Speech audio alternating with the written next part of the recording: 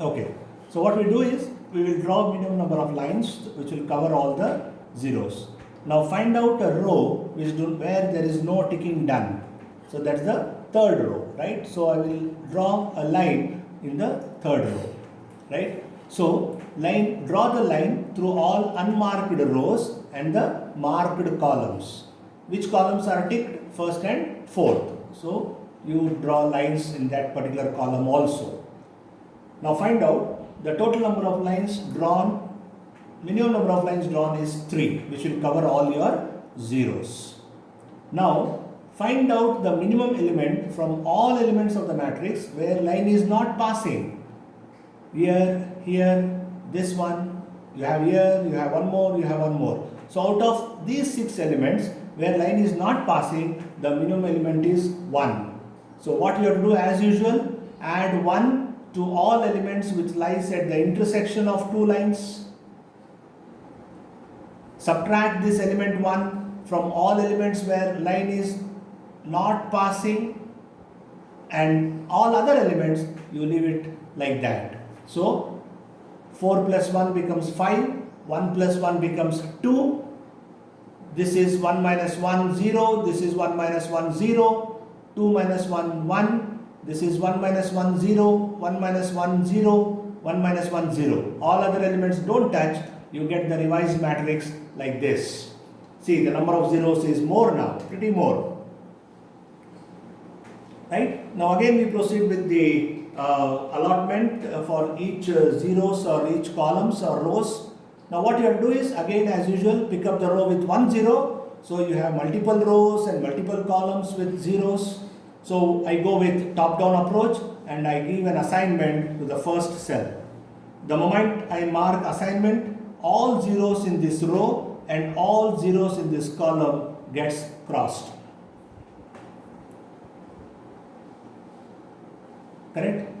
Then I have a row with 1 0, that is J3. I will mark the assignment here, and once I do the assignment here, I will cross out zeros in that particular column because already 0 in that row is crossed out. Right? Then what I do is, I will find out a row with 1 0. I find the second row with 1 0. I mark there and I cross out the zeros in that particular column. And last, I am left out with only 1 0 in the fourth row. I will assign here. Now watch out, all zeros have been taken care, and the number of assignment or the number of blocks that I have done in this particular matrix is 4. Since the number of assignments is 4, which is equal to the order of the matrix, I now draw a conclusion that we have reached the optimal solution of this particular problem. And the optimal assignment, right? Optimal assignment for this problem is job J1 is done on machine 1, job J2 is done on machine 2, job J3 is done on machine 3, and job J4 is done on machine 4. So once you get the optimal assignment or the optimal matrix, you have to write 2 things. One, the optimal assignment you have to write, and the optimal solution you have to write. What is the optimal assignment, which I have already told you? Job J1 is done on machine 1, similarly job J4 is done on machine 4. Now this is called as optimal assignment. Now what is optimal solution? Now you go back to your original matrix.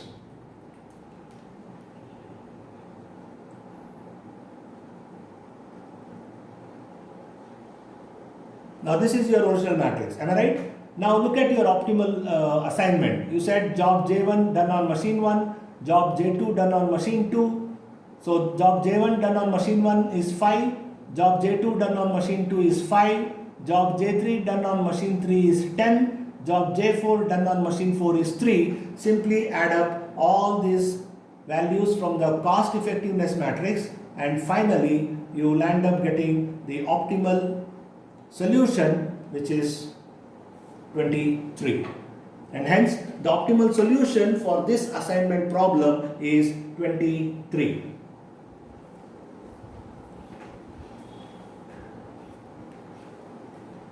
Just go through this, everything what you have done so far, right? You can pause the video, but of course I will give you one more problem which you should spend some time in solving on your own.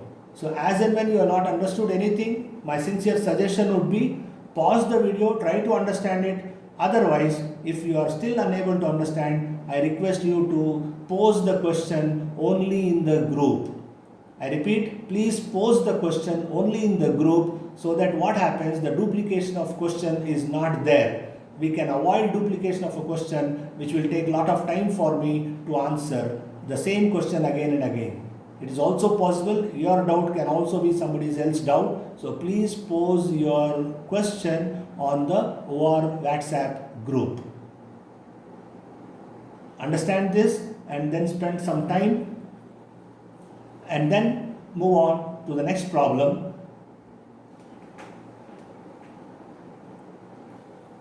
Solve the following assignment problem. By default, all assignment problems are minimization problems, right? So take a piece of paper, pencil as usual, solve this particular problem.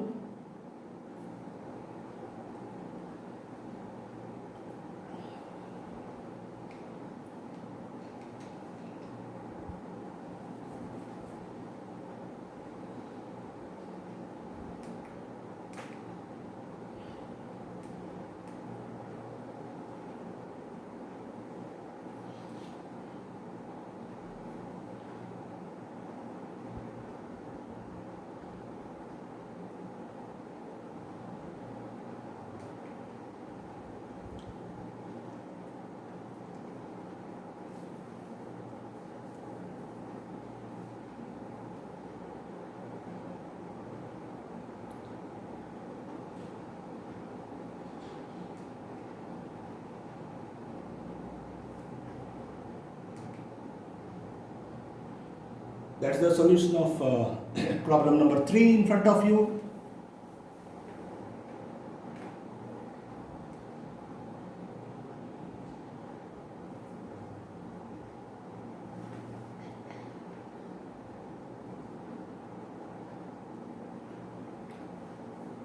Let's look at the variations of assignment problem. Now what we have seen so far is the assignment problem which belongs to minimization category. Now apart from this, there are a couple of other varieties of assignment problem which we call it as variations of assignment problem. Out of which the first one is called as maximization assignment problem, the second one is called as unbalanced assignment problem, the third one is called as restrictions on assignment, right? Now by default, the problems will be always of minimization type. Please understand, we will never tell you to solve the unbalanced assignment problem. We only tell you solve the following assignment problem. When we tell that it is of minimization type, but then whether it is balanced or unbalanced, it is your headache to find it out. If it is unbalanced, please make it first balanced and then implement the Hungarian algorithm to solve the problem. Otherwise, you will end up going nowhere. Now let us look at the first variation of assignment problems. In fact, the variations will not take much time. Wherever it is required, I have to just introduce one or probably two steps. Otherwise, the procedure is same as that we have seen earlier. The first variation is called as maximization problem, right? Now, what we do is in case of maximization problem, the first step is the same. After preparing the square matrix, we have to ensure that the matrix is a square matrix. And once we are done with that, we select the highest element from the matrix. And what we do is, we subtract all remaining elements of the matrix from this higher element or highest element, right? I repeat, in case of maximization problem, first find out whether the matrix is square matrix or not. Once we are done with this particular step of square matrix, identify the highest element from the entire matrix and subtract all remaining elements of the matrix from this highest element, including the highest element. And when we do this, the resultant matrix, we will get at least 1 0. Am I right? And further, we proceed in the similar fashion, right? Now just to make you things understand, let us take this particular example, a small example for maximization assignment problem. Of course, I am not going to go with all the steps except for the first two steps. Now what does it say? Maximize solve the following assignment problem for its maximization. So we tell you the word maximization. Now what you have to do is first check whether it is a square matrix. Is it a square matrix? Yes, it's a square matrix. 4 cross 4. Next step is find out the highest element in the entire matrix. Which is the highest element? 16. So what you should do is you should subtract all elements of this matrix from 16, including 16 also.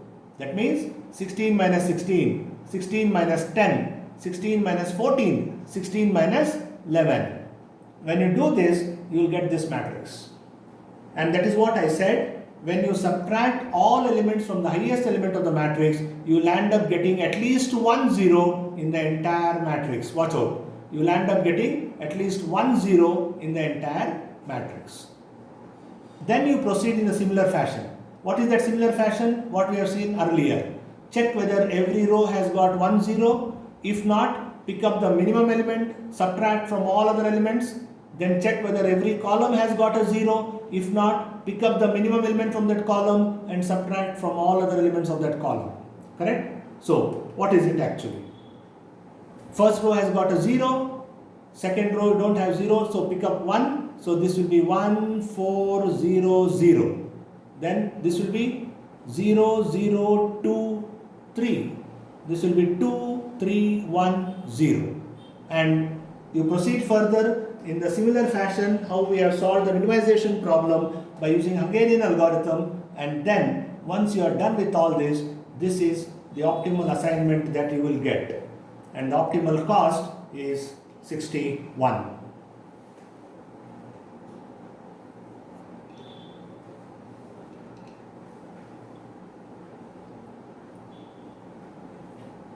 Go through the problem, right? Give some break for yourself and then take the next problem to solve.